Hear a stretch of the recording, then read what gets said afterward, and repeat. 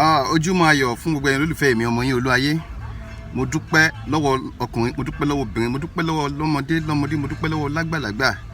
Bó bẹ́ ṣe ń bá mi lọ lórí àwọn ètò mi lọ́lọ́kan òjọ̀kan. Mo dúpẹ́ Ọlọ́run bàbá mi bùkún sápò yín. Àṣírí yín kò ní tú nígbà kọ̀ọ̀kan. Lénìí, alárẹ̀ ò jágbá. Torí pé èyí tí mo mú wá fún yín lénìí, ó kọjá kà sí nǹkan. Lóòótọ́ tí ojú akátá bá léwó, ẹnu adìyẹ kó lè yẹ ká ti gbọ́. Ọ̀rọ̀ tí mo fẹ́ sọ mo kéré sí lọ́jọ́ orí, ṣùgbọ́n mo tó ọ̀rọ̀ náà sọ nínú ìmọ̀ àtòye. Gẹ́gẹ́ bẹ́ẹ̀ tí mo mọ̀ pé àwọn ọ̀rọ̀ tí máa ń sọ àwọn ọ̀rọ̀ tó mọ́gbọ́n wá tó mú làákàyè wá. I have never disappointed any of my fans before. Mo lè sọ fún yín pé lénìí náà tèmi náà kò ní yàtọ̀. Mo fẹ́ sọ̀rọ̀ lórí Alhaji, bàbá mi ni wọ́n, bàbá mi dáadáa, kẹ́ pẹ́ fún mi, màá rí yín pẹ́. Mo fẹ́ sọ̀rọ̀ lórí Alhaji Kollington Ayinla Kébénkwara àti bàbá mi King Wasiu Ayinde Marshal olórí ọmọba ní Akilẹ̀ Ìjẹ̀bú MON. Bàbá mo kẹ́yìn náà lórí ọ̀rọ̀ yìí. Mo ti kọ́kọ́ sọ̀rọ̀ kan lórí ẹ̀ ní nǹkan bíi February, first week ní February, tí àwọn èèyàn tí wọ́n lọ ń kí Alhaji Wasiu Ayinde lọ́lọ́kọ̀ òjọ̀kan fún títí ìyá wọn tí wọ́n papòdà lọ́jọ́ sí. Kọ́lọ́n kó délẹ̀ tó dáa fún màmá, kẹ́yìn màmá náà kó dáa, kó sunwọ̀n, kó dùn, kó lárinrin. Mo rí pé gbogbo àwọn eléré pàtàkì tó lórúkọ nílẹ̀ Nàìjíríà àtàwọn olóṣèlú, àwọn èèyàn ńláńlá láwùjọ ni wọ́n lọ bá K1 The Ultimate kẹ́dùn. Mo wá jáde nígbà yẹn, mo ní kí ló dé tààrí Alhaji Ayinla Kébénkwara, mo ní kí ló dé tààrí bàbá ń bẹ̀. Àwọn èèyàn kan wá, wọ́n fún mi ní, wọ́n kọ́kọ́ mi ń kò lórí. Àwọn èèyàn kan wá, wọ́n ní ọ̀rọ̀ tí mo sọ ọ̀rọ̀ tó mọ́pọlọ wá ni, ṣùgbọ́n a lè fẹ́ irú ẹ̀ kù. Ní tó kọjú sẹ́nìkan ẹ̀yìn ló kọ sí ẹlòmíì. Kí ló wá mú mi wá lénìí? Wọ́n ti wá interview King Wasiu Ayinde Marshal K1 The Ultimate. Ṣé ẹ dẹ̀ mọ̀ pé ẹ má bínú kó ṣe bí òwe ẹ̀yin bàbá mi, èyí tí ń bá ṣe látara òwe pípa àbí látara ọ̀rọ̀ sísọ, ẹ foríjì mi. Ẹ mọ̀ pé ọmọdé ò ní mẹ́ẹ̀kọ́ jẹ kó má ra lọ́wọ́.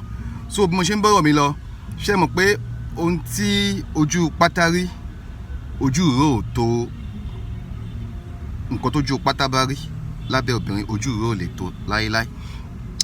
ẹlẹ́nu nǹkan láti ń gbọ́ pọ̀n.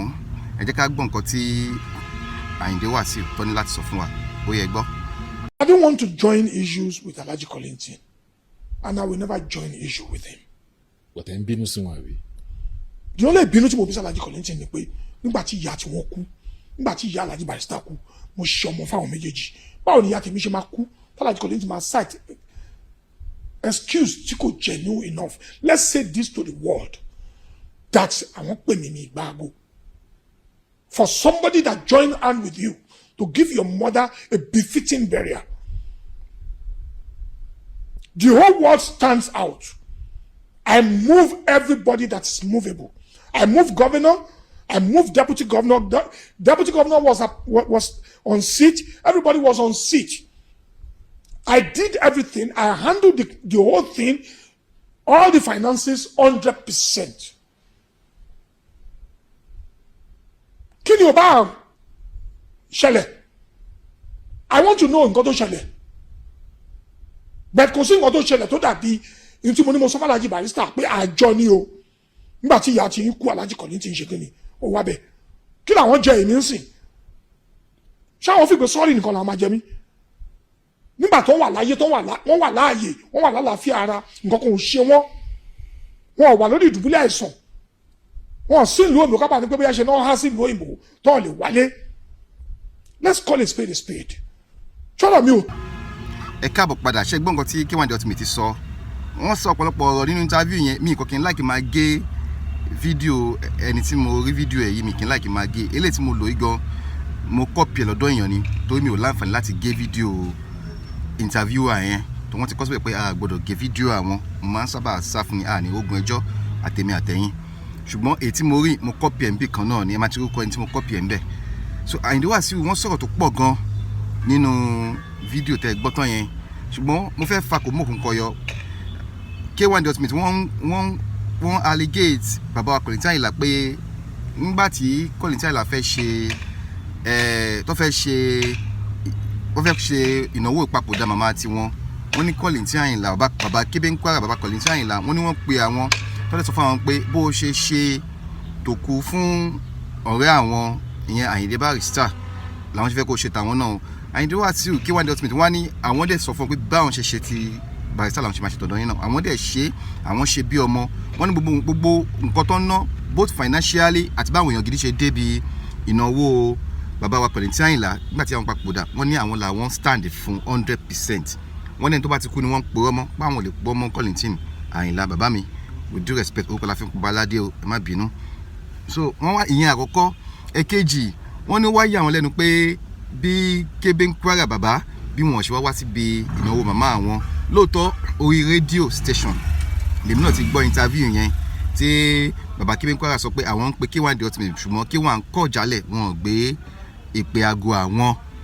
So K1 náà ti wá dáhùn sí pé àwọn ò rí kọ́ọ̀lù bàbá Kébé ń Kwara pé pàápàá tó bá dé pé wọ́n ti wá pé àwọn ṣé orí fóònù ló yẹ kán ti pe àwọn ni nígbà tí pé àwọn dúró fún wọn gẹ́gẹ́ bí ọmọ nígbà tó máa ṣètò ku màmá àti wọn náà ìyẹn bẹ́ẹ̀.